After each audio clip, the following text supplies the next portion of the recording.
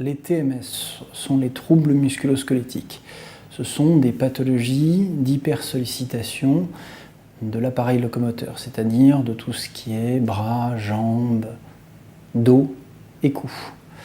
Le problème des troubles musculo-squelettiques, c'est qu'une grande proportion de personnes qui travaillent vont développer d'abord des douleurs peu intenses, puis des douleurs intenses, invalidantes, qui vont affecter leur qualité de vie au travail, leur productivité, et pèsent un poids important dans l'ensemble des maladies liées au travail actuellement.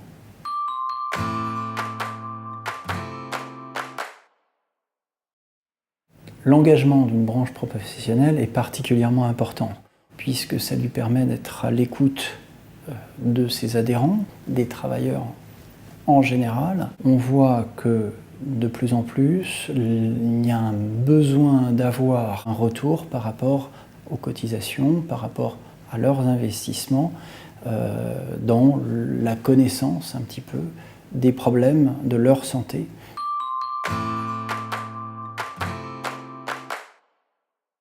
L'étude sur les troubles musculo-squelettiques auxquels nous avons participé, Alexandre Quignette et moi-même, nous a permis justement d'isoler, d'ailleurs, de mettre pour une fois en valeur qu'effectivement les troubles musculo-squelettiques étaient particulièrement présentes chez ce type de travailleurs. Or, c'est une notion que l'on avait sur des populations similaires, mais que l'on n'avait pas dans cette population.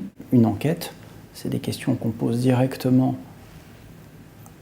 aux personnes elles-mêmes, de savoir quels sont leurs risques, qu'est-ce qu'elles ressentent, est un moyen très intéressant pour pouvoir justement chiffrer et aider ces personnes à améliorer leurs conditions de travail.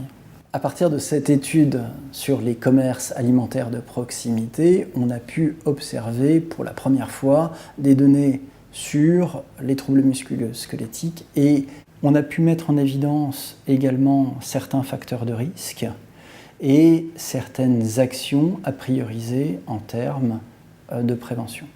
En effet, on avait de nombreuses données globales, générales sur ces pathologies ou dans d'autres secteurs proches, mais nous n'avions pas de données spécifiques.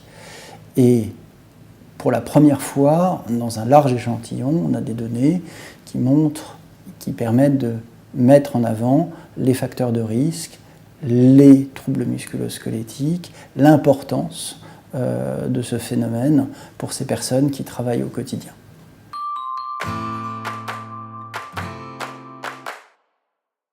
Les principaux enseignements, c'est d'avoir effectivement une cartographie des principaux TMS. On voit que plus de 40% des personnes qui ont répondu à l'enquête déclarent avoir des douleurs intenses, relativement importantes, invalidantes, soit sur le membre, soit sur le rachis.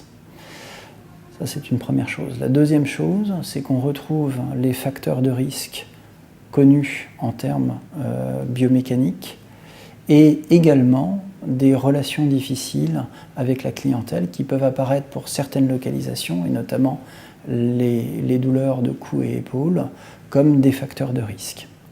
A contrario, certaines choses peuvent apparaître comme des facteurs plutôt modérateurs de douleur, comme notamment l'alternance des tâches. Si j'avais 3 préconisations à donner, la première préconisation, et c'est ce qu'on sort de cette étude principalement, c'est de se dire on a mis en place des pistes de prévention. Maintenant, les travaillants, les assureurs doivent se mettre en contact avec des professionnels de santé au travail pour mettre en place des actions permettant de corriger, diminuer ce nombre de douleurs, diminuer les facteurs de risque pour optimiser justement les conditions de travail et la qualité de vie des personnes qui travaillent dans cette branche. Le deuxième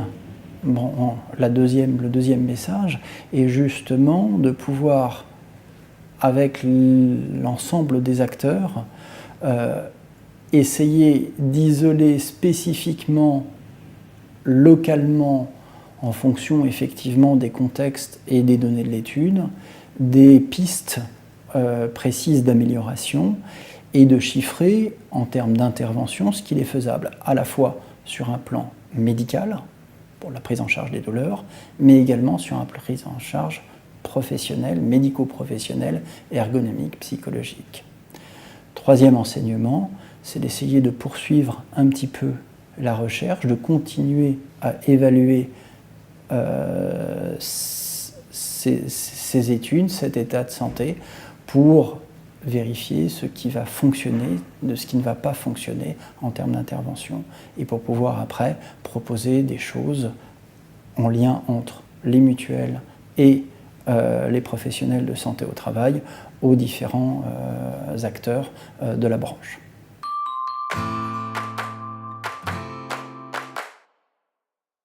Les bienfaits de l'étude, on voit bien qu'elle a mis en avant une plainte qui est une plainte importante de la part de ces personnes qui travaillent.